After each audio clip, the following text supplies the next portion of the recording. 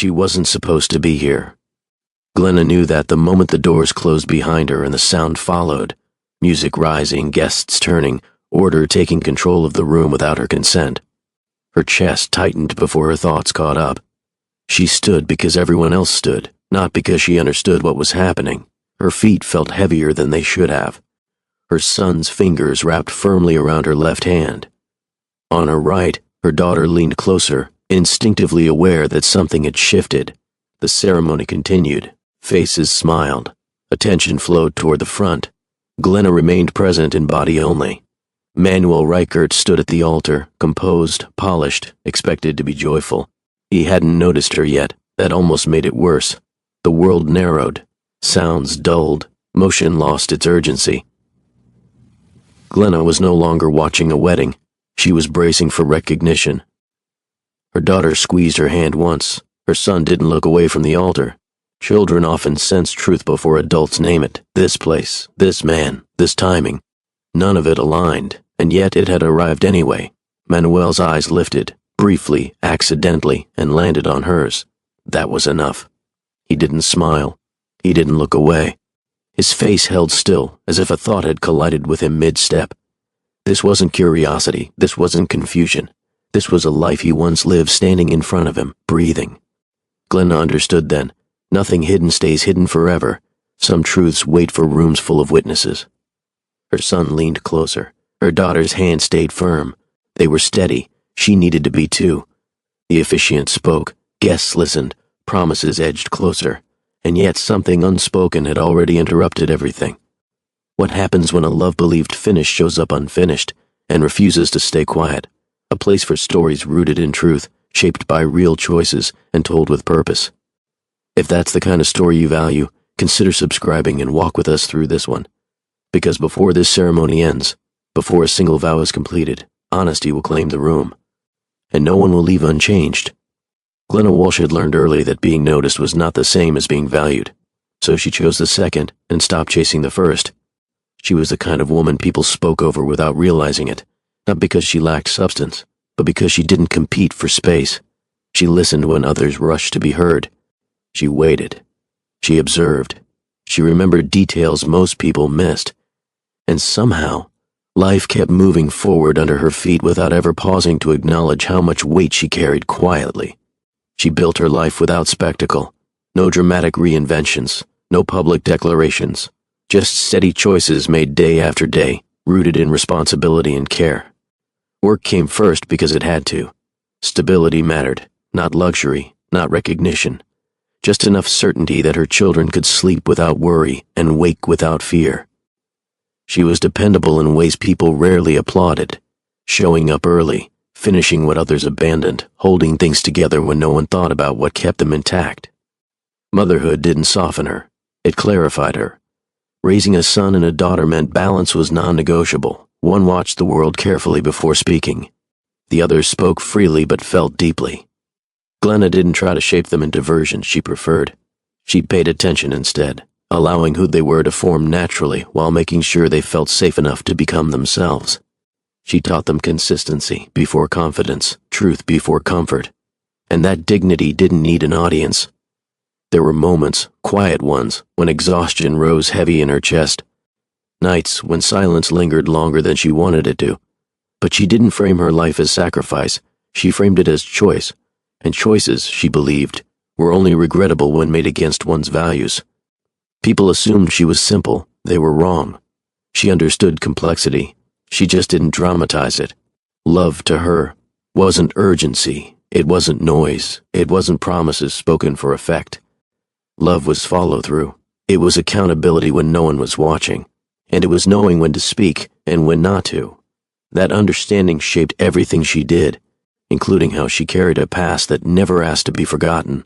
Because long before the invitation arrived, long before the wedding seats and formal music, Glenna had already learned how easy it was for the world to overlook a woman who refused to announce her strength, and how dangerous that mistake could be. Manuel Reichert did not have to introduce himself. The world did that for him. His name carried weight before he entered a room. People straightened when he spoke. Meetings shifted direction with a single glance from him. Success had wrapped itself around his identity so completely that few remembered there was a man inside it. To the public, Manuel was certainty. Every headline reinforced it. Every achievement added to the myth. Visionary thinker, decisive leader, the kind of man whose confidence felt inherited rather than learned. But confidence, when cornered, reveals its cracks. In private moments, rare and brief, Manuel felt the absence he never named aloud. Not loneliness exactly. More like a silence that followed him even when surrounded by people who applauded his presence, but never stayed long enough to know him. He didn't doubt his intelligence. He doubted his permanence. Relationships came easily at first and faded just as quickly. People admired him more than they understood him, and admiration, he learned, could fill rooms but not homes. Work offered clarity where feelings did not. While emotions demanded patience, strategy delivered certainty. While people disappointed, systems behaved. So he built an empire that answered when he called, trusted figures he could measure, and made decisions where outcomes obeyed logic. Yet something remained unresolved. Success asked everything of him, his time, his presence, his attention, and returned praise instead of peace. And though he rarely admitted it, there were nights when achievement felt like motion without direction. Manuel told himself this was the price of influence, that fulfillment would arrive once the next goal was reached. It never did. When he spoke about family, his words were polished, controlled, as if spoken from a distance rather than experience. He knew how to describe connection, even if he struggled to remain inside it. The truth was simple and inconvenient. He had mastered leadership everywhere, except where it mattered most, and while the world celebrated his direction, very few saw the cost, how ambition had trained him to postpone life, believing he could return to it later intact. Later is a promise success makes often. It keeps that promise rarely. Manuel Reichardt stood admired, respected, envied, and quietly unsure of what would remain when the applause no longer followed him home. He didn't know then that the life he thought he'd outgrown was the one waiting patiently to remind him what he had traded. They met by accident, though neither of them believed that afterward. The charity event was already behind schedule when Glenna arrived, sleeves rolled neatly to her elbows, clipboard tucked close to her side. She moved through the room with quiet efficiency, correcting problems before anyone raised their voice, redirecting confusion before it grew teeth. Manuel had attended hundreds of events like this. He usually blended into the background until someone needed him to stand in the foreground. That night, he was watching without intention, half listening, waiting for obligation to be fulfilled. Then he noticed her, not because she sought attention, but because the room steadied wherever she stood. When something went wrong, it resolved itself near her presence. When tension rose, it lowered when she spoke. "You're running this like it matters," Manuel said, stepping beside her. Glenna didn't look up right away. "It does," she replied. "When people stop paying attention, things fall apart." He smiled, slight but genuine. "So do people." That caught her attention. She looked at him then, not impressed, not uncertain, just present. She didn't rush to fill the pause either. That, more than anything, stayed with him. They spoke briefly, about logistics at first, then less safely. Work led to values. Values drifted into belief. Neither asked what the other did for a living. Neither needed to. Manuel felt it before understanding it. Relief, not excitement. Relief, as if something inside him had been allowed to exhale. Glenna sensed it too, though she wouldn't name it yet. She recognized the expression he wore because she had worn it herself, someone tired of being admired without being known. When they parted that evening, there were no promises, no plans, just an awareness that the conversation had ended too soon. Days later, a message arrived. Simple, direct, coffee, no expectations. Glenna agreed. Neither of them could explain why, but both understood that something ordinary on the surface had already shifted beneath them, and neither had walked away unchanged. What grew between them did not announce itself. There were no dramatic moments, no immediate claims, just consistency. Coffee stretched into dinners. Dinners became walks that lasted longer than planned. Conversations shifted from polite to personal without effort. Manuel noticed the ease first. With Glenna, words didn't need shaping. He didn't feel the pressure to perform clarity or certainty. He could pause, reconsider, admit doubt. She didn't mistake that for weakness. Glenna noticed something else. He listened, not as a habit, but with intention. And when he spoke, he didn't rush to impress. There was carefulness in him, an awareness you recognized from people who had learned to guard their thoughts because they were rarely understood. One evening, standing beneath a quiet stretch of city lights, Manuel said what usually stayed contained. "With everything I've built," he said, his voice steady but unguarded, "I've never felt settled." Glenna didn't respond immediately. "Then you've been collecting success," she replied, "not building a life." That exchange changed the shape of things. From then on, their connection rested on honesty. They spoke about fears without framing them as temporary, about childhood without rewriting it, about ambition without pretending it didn't cost anything. Love arrived without urgency. It didn't demand time. It respected it, and in that restraint, it grew stronger. Glenna didn't admire his status. She questioned his choices. Manuel didn't rescue her. He respected her independence. They learned each other without instruction. Learned where silence meant comfort and where it meant distance. Learned what to touch and what to protect. What bound them wasn't passion. It was recognition. By the time either of them admitted the word love, it no longer needed to be proven. It had already settled into their routines, shaped their expectations, and adjusted their sense of what was possible. They didn't promise permanence. They promised effort. And at the time, that felt like enough. The news arrived quietly. Glenna stood in her kitchen, hands resting on the counter, letting certainty replace hesitation. There was no panic, only the awareness that life had made a decision alongside her. When she told Manuel, he didn't respond right away. His breath caught first. His thoughts followed. "Twins?" he asked after the doctor explained. Glenna nodded. She waited, not for reassurance, but for truth. He sat beside her, elbows resting on his knees, hands clasped together. "Then we learn," he said. "All of it. Together." Their son was born minutes before their daughter. One arrived observant and composed. The other arrived certain, already demanding space. They were different immediately, and inseparable just as fast. Manuel adjusted in ways he hadn't expected. He learned rhythms that didn't appear on calendars. Learned patience without negotiation. He watched Glenna navigate nights without complaint and mornings without hesitation. For a while, their life aligned. He carried his children without checking time. She trusted the steadiness he showed at home. They moved as a unit, imperfect, present, intentional. Family, it turned out, did not weaken him. It gave shape to everything else. But ambition doesn't retreat easily. Even as laughter settled into their home, schedules tightened. Calls interrupted dinner. Messages arrived before dawn. Manuel told himself it was temporary. Glenna heard the assumption before the explanation. Madison, no, their son, began watching the door instinctively when it opened late. Their daughter learned early how to fill silences with questions. Glenna noticed both. One evening, as Manuel closed his laptop, she spoke without accusation. "They don't need excellence," she said. "They need you." He rubbed his face, tired. "I'm doing this for them." She met his eyes. "No," she said calmly. "You're doing it instead of them."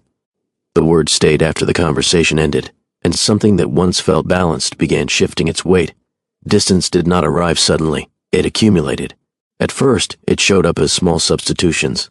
An assistant sent instead of a call, a message instead of a conversation, a promise made to be honored later. Manuel still believed he was present because he remained reachable. Glenna knew better. Their son began to ask questions that didn't expect answers. Their daughter started narrating moments aloud, as if trying to keep them from slipping past unnoticed. Both adjusted without complaint. That worried Glenna more than resistance would have. Manuel's days expanded, his nights shortened. Even at home, his attention remained divided, his thoughts still crossing meetings long completed. He was physically there but mentally delayed, as though arrival always lagged behind intention. One evening Glenna watched him sit with the children, eyes alert but distant. He laughed at the right moments, responded at the right times, and missed what mattered in between. "This can't be the version that stays," she said later, when the house was quiet. He didn't look up immediately. "It's just a phase," he replied. "Growth demands it. Everything demands something," she said. "That doesn't mean it should be given." Their conversations shifted after that. Less curiosity, more justification. He spoke in outcomes, she spoke in presence. Neither was wrong. But they were no longer speaking the same language. Manuel believed sacrifice was noble when framed as responsibility. Glenna saw how often responsibility blurred into avoidance. The children felt the change before either parent admitted it. Their son grew observant, measuring tone and timing. Their daughter compensated, trying to hold attention through energy instead of need. Glenna began carrying more alone, not out of resentment, but necessity. She adjusted routines, filled gaps, protected consistency. Manuel noticed, but not fully. He assumed devotion could compensate for absence, that intention could stand in for attention, that love remained singular, untouched, even when spread thin. It was Glenna who finally said what neither of them could keep deferring. "This isn't about ambition," she told him quietly. "It's about what we're teaching them to expect." He had no immediate answer, and in that silence, something essential lost its footing. The end did not announce itself with raised voices or shattered restraint. It arrived the way many real endings do, through clarity. Glenna reached it first, not in anger, not in sorrow, in recognition. There came a week when Manuel was home every night and still absent from every moment that mattered. He asked the right questions and missed the answers. He listened long enough to respond, not long enough to understand. When the children spoke, he smiled. When they stopped speaking, he didn't notice. Glenna did. She paid attention to the silence that followed him, to how their son folded inward when expectations went unmet, to how their daughter filled conversations with brightness, desperate to keep connection from thinning. None of this felt dramatic. That was the problem. One evening, after the children were asleep, Glenna sat across from Manuel at the kitchen table. No anger stood between them, only facts. "This isn't working," she said. He looked up, startled more by the calm than the statement itself. "It can," he replied quickly. "We just need to realign." She shook her head once. "We've been realigning for years." He reached for logic. "This phase is demanding, you know that. Everything else is stable." "It looks stable," she corrected. "It isn't." He paused. For a moment it seemed like protest might follow. Instead, something else surfaced. "So this is it?" he asked. "We decide love wasn't enough." Glenna didn't answer immediately. "Love isn't what failed," she said. "Priorities did." The words unsettled him because they didn't accuse. They didn't spare either. He began listing solutions, adjusted schedules, new boundaries, future availability promised with confidence. Each suggestion sounded correct in theory. None addressed the present. "We're teaching them something," Glenna continued, "that people they care about can say they'll be there and still not be."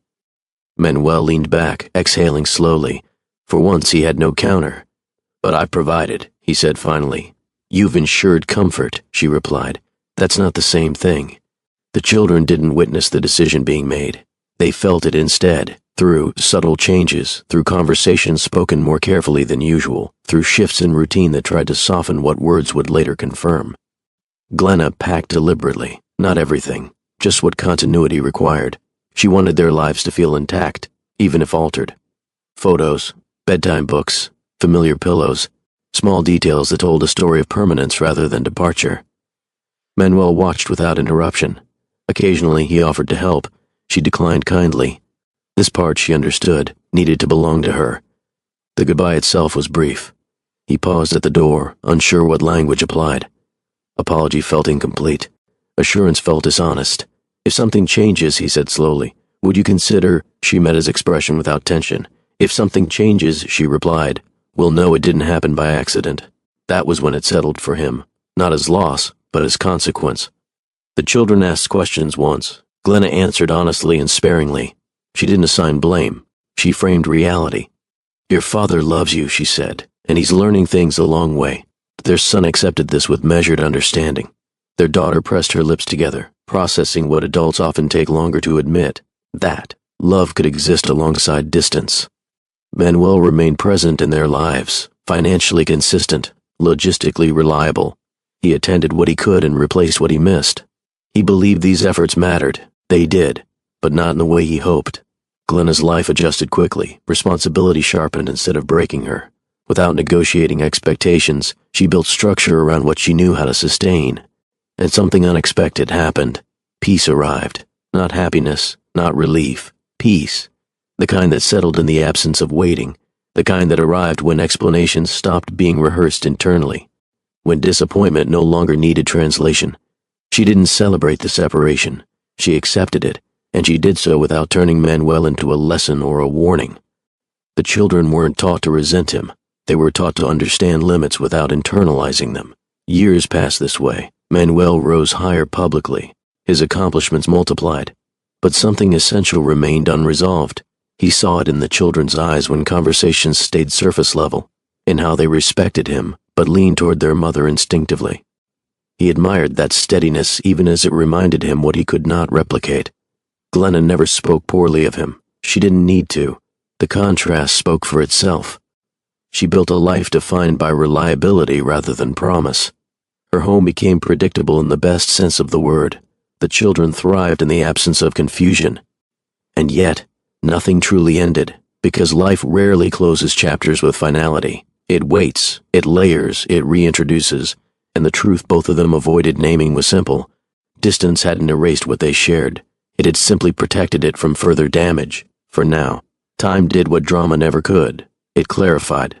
Glenna learned quickly that raising children without constant explanation required discipline with herself first. She didn't fill the house with commentary about decisions already made. She filled it with routine, presence, and expectation. Mornings moved efficiently. Evenings ended predictably, not rigidly, intentionally. Their son grew into quiet awareness. He absorbed information before reacting to it. When he spoke, he chose his words carefully, as if aware that language was something earned rather than spent. Their daughter differed. She asked questions openly, tested ideas aloud. She engaged the world directly, unafraid to be heard, unafraid to be corrected. Glenna paid attention to both. She never compared them. She adjusted. Homework was handled at the table, not rushed past. Meals were shared without screens. Weathered days ended with conversation, even when no one felt like talking. Especially then. Manuel remained part of their lives in practical ways. He never disappeared. Flights were arranged, school fees covered, birthdays acknowledged with generosity, visits planned between obligations he rarely pretended to escape. The children understood his importance. They also understood his limits. Their son asked once, years after the separation, "Why does Dad try so hard when he's here?" Glenna didn't shield the truth. "Because effort matters to him," she said. "Consistency is what matters to us." Her daughter noticed patterns sooner. "He's always busy even when he's not working," she observed. Glenna smiled softly at the accuracy. Some people live in their thoughts instead of their moments. Neither child responded emotionally. They processed, accepted, adjusted. That was Glenna's quiet success. She didn't raise children who demanded what couldn't be given. She raised children who understood what to value. At work, Glenna advanced steadily, not because she asserted dominance, but because she delivered reliability. When others spoke confidently, she spoke clearly. When others rushed, she verified. Her reputation grew shape rather than volume. People trusted her judgment even if they overlooked her presence initially. Once they noticed, it was difficult to dismiss. She lived carefully, not cautiously. Then the invitation arrived. Manuel Reichert's second wedding ceremony. The weight of it surprised her. She did not feel jealousy. That emotion had already run its course years earlier. What unsettled her was recognition. How unfinished things could resurface without invitation. She sat with the envelope longer than necessary. The children watched her without asking questions. Her daughter broke the silence first. "Are we going?" Glenna nodded. "If you want to." Her son hesitated. "Will it be strange?" "Yes," Glenna said honestly, "but strange doesn't always mean wrong." Neither child resisted. In the weeks leading up to the ceremony, something shifted subtly. Conversations became more reflective. Not anxious, aware. Manuel reached out more than usual, asked how they were, asked what they needed. His tone stayed respectful, controlled, almost careful. One evening he asked to meet privately. They chose neutrality, a public place with enough quiet to speak freely. He looked older, not visibly, but in the way people do once they stop running from mistruths. "I wanted to see you," he said, "before everything changes." Glenna listened. She always had. They spoke about the children first, their growth, their differences, their strength. Glenna noticed the pride in his voice, tempered by something else, regret unspoken but exact.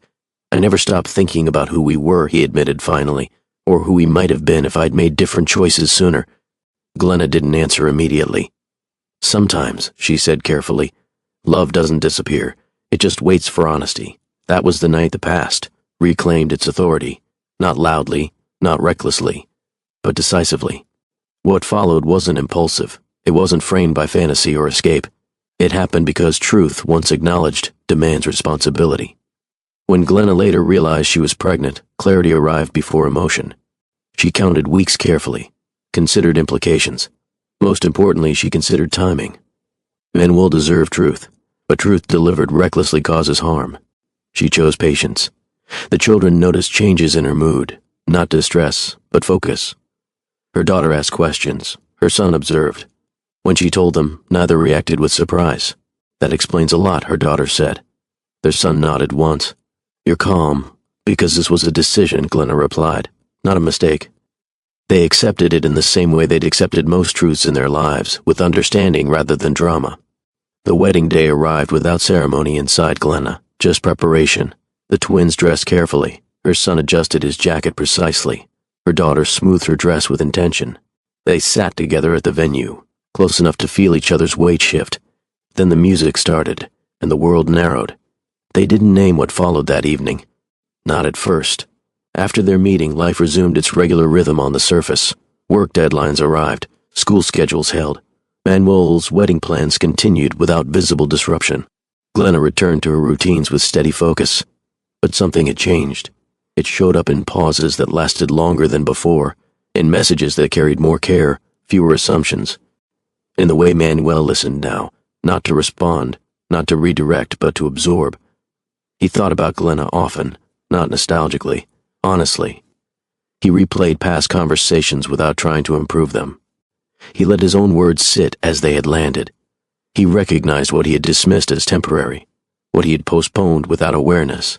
It became clear that nothing meaningful between them had ended because it faded. It had ended because it was crowded out. That distinction began to matter. Glenna felt it too, but differently. She wasn't waiting for something to return. She was watching to see if it had ever truly left. Memory didn't rush her. Emotion didn't overwhelm. This wasn't longing, it was recognition. They spoke again, briefly, then longer, sometimes about the children, sometimes about nothing that needed conclusion. The ease between them remained intact. It was not the ease of novelty. It was familiarity that had never turned careless. One evening, Manuel asked a question he hadn't asked before. Did you ever regret leaving? Glenna didn't answer immediately. Regret isn't the right word, she said. I understood the cost of staying. He nodded, not defensively, not with argument. He absorbed it. I thought love would wait for me, he said quietly.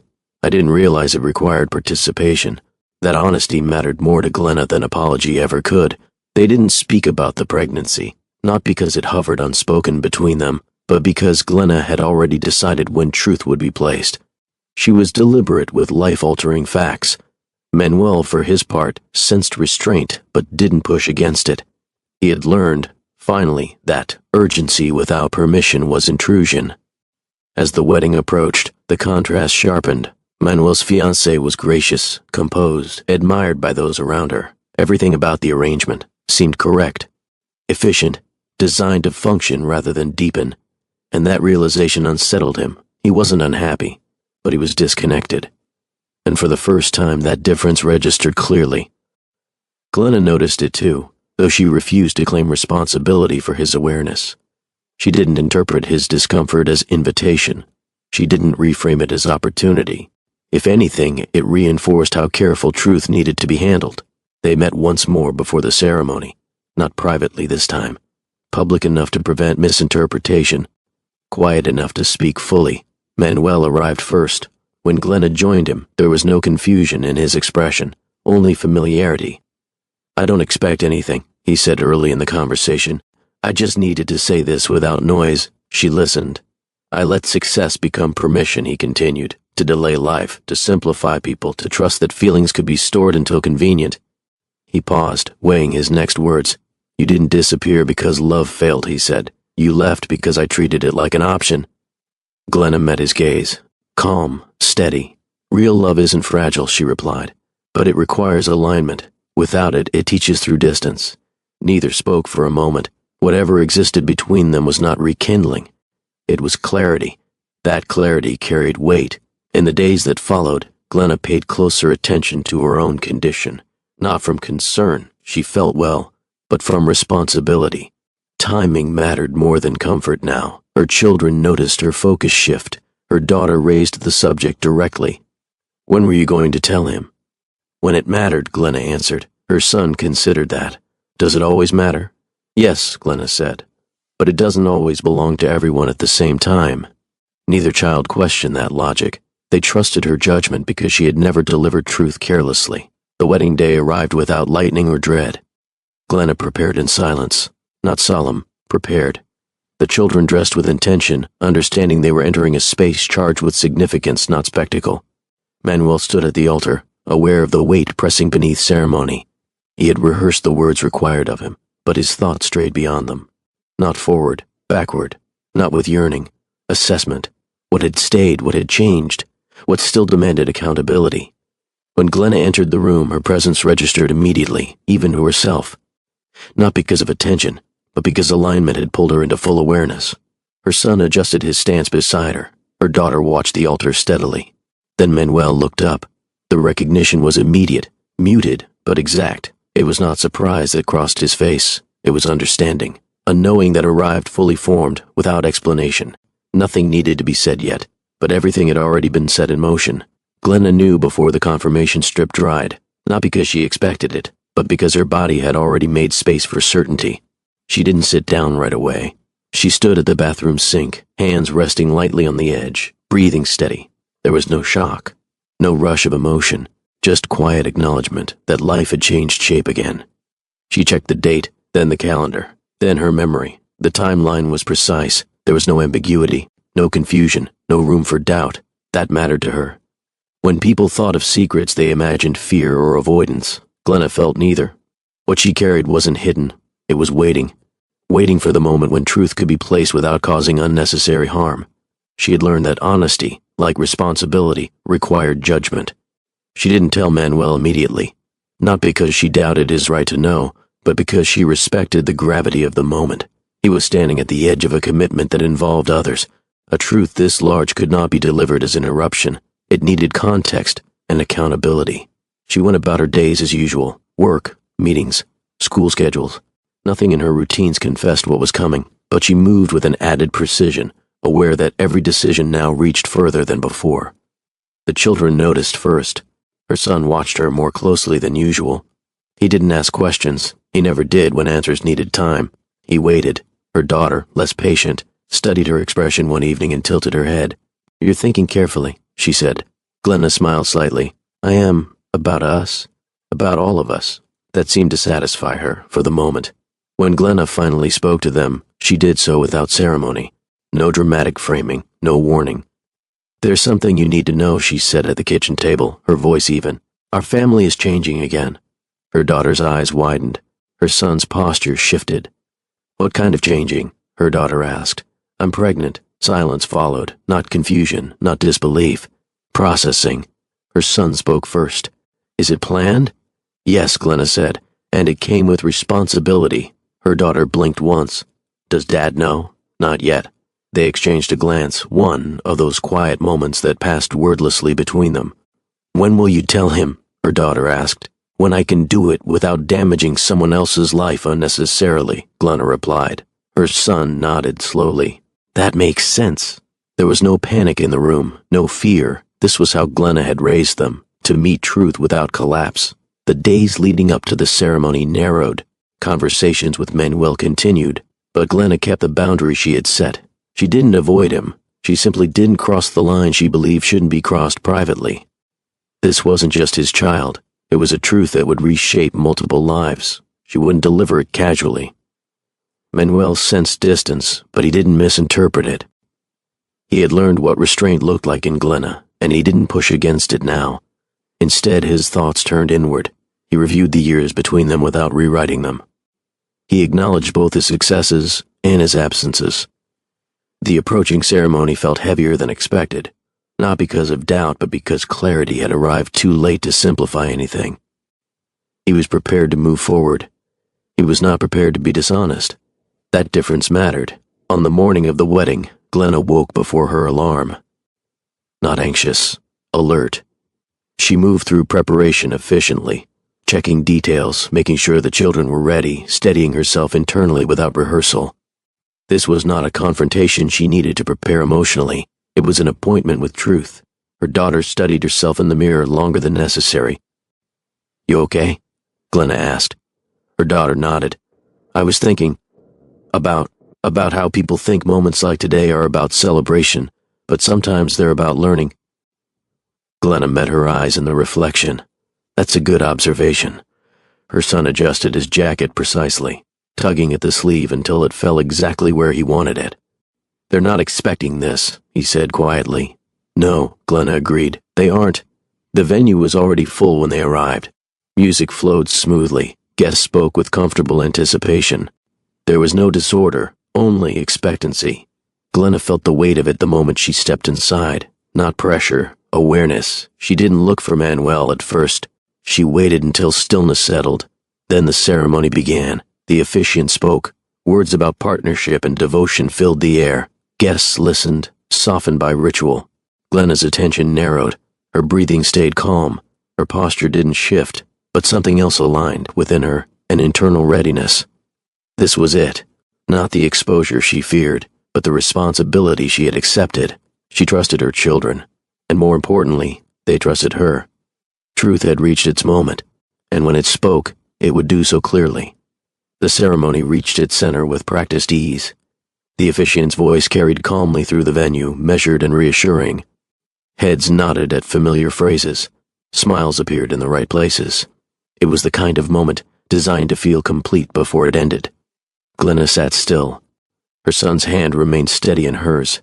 Her daughter mirrored her posture, shoulders straight, eyes forward. Neither fidgeted, neither whispered. They understood what this moment required. Manuel stood at the altar, attention fixed ahead, posture flawless. He looked composed, exactly as the room expected him to look. Only those who knew him well could have seen the subtle tension held behind his stillness. The officiant paused briefly, allowing a quiet breath to settle the room. That pause changed everything. Glenna felt it before anyone else reacted. Not anticipation, alignment, the sense that the moment she had measured carefully now required action. Her son glanced at her, searching her expression. She met his eyes once. That was all he needed. Her daughter shifted in her seat, grounding herself before standing. Together, they rose. The movement wasn't dramatic. It didn't draw immediate attention. People noticed only after curiosity replaced ceremony. Whispers followed. The officiant stopped speaking. Manuel turned. For a fraction of a second, his face held confusion. Then awareness replaced it, quickly, unmistakably. His gaze found Glenna's. He didn't look away. Her son spoke first. Our father built his life around leadership, he said clearly, voice steady. He taught us that truth matters, even when it's uncomfortable. The room fell silent, not tense, but alert. Her daughter stepped forward slightly, her tone warm but firm. He also taught us that love requires responsibility, not just intention. Eyes moved between them. Some guests leaned forward, others remained frozen, sensing the moment without understanding it. Glenna remained still, allowing her children to speak without interruption. This was not avoidance, it was trust, her son continued. We were raised to believe that honesty doesn't belong to convenience, it belongs to timing. Then her daughter delivered the truth with care. Our family is growing, she said. Our mother is expecting. The words landed cleanly, not loudly, not violently, with precision. A ripple moved through the room, breath caught, a chair shifted, murmurs spread before settling again. Manuel didn't move. His eyes stayed on Glenna. The officiant stepped back instinctively, understanding that ceremony had been interrupted by reality. No one objected. No one rushed to restore order. Manuel walked toward Glenna, not quickly, not slowly, deliberately. He stopped in front of her. You're pregnant? He asked quietly. She nodded once. Yes. A pause. Then the question that mattered. Is the child mine? Yes. Something shifted in his expression, not panic, not shock. Recognition. Understanding moved across his face in stages. Responsibility followed immediately behind it. He stepped back, exhaled once, then addressed the room without rehearsal. I need a moment, he said evenly. No one argued. He turned to Glenna again. May we speak? She nodded. They moved to the side, not hidden but given space. The children remained standing composed. Guests watched, unsure of what they were witnessing, but certain it would not be fabricated. I didn't know, Manuel said softly. I didn't tell you yet, Glenna replied, because it deserved context. He nodded. It does. He looked toward the altar briefly, then back to her. You understood the impact before anyone else, he said. That hasn't changed. This isn't about disruption, Glennis said. It's about responsibility. Manuel took another breath. Whatever choices remained ahead would require ownership. He understood that fully now. He returned to the center of the room. The ceremony can't continue as planned, he said calmly. Not without honesty. No one protested. Some truths, once spoken, suspend performance. The twins returned to their seats. Glenna followed, posture unchanged. She felt no relief, only clarity. The wedding had not collapsed. It had paused, held in place by truth demanding space, and every person present understood that something rare had happened. Not scandal, accountability, and nothing would proceed without it. The room did not collapse into chaos. That surprised many people. Instead, it settled into something heavier, attention. Guests remained seated, unsure whether to speak or remain still. Conversations did not restart. Phones stayed untouched. No one rushed to leave. This was no longer a ceremony interrupted. It had become a moment requiring witness. Manuel stood apart from the altar now, without the formal distance of the setting.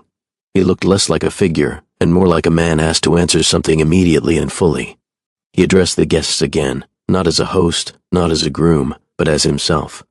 There are moments when leadership requires pause, he said evenly. This is one of them. No explanation followed. None was owed to the room yet. He looked toward his fiancée.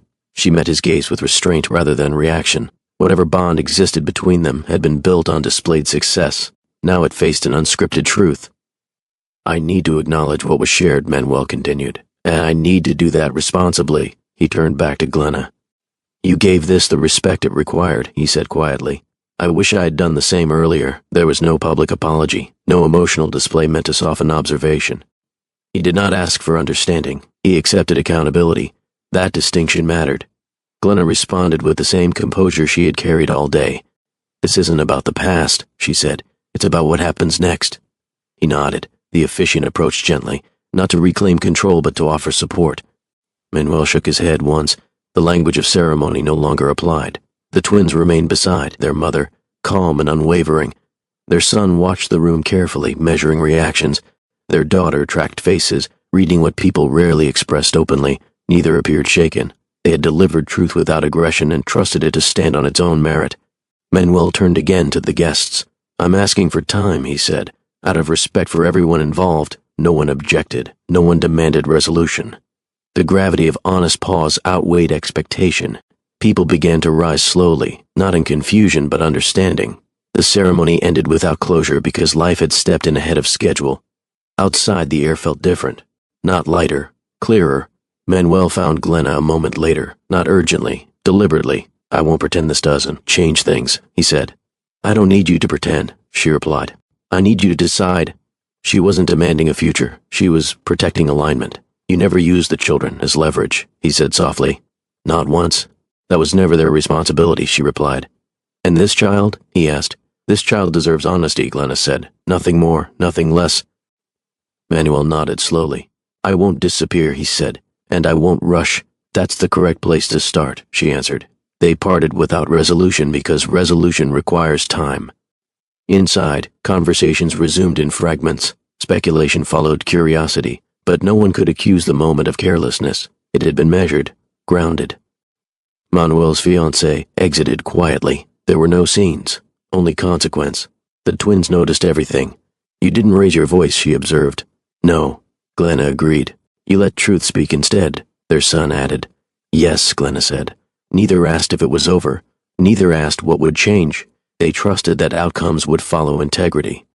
For the first time in a long while, he understood that restraint was not indecision, it was respect.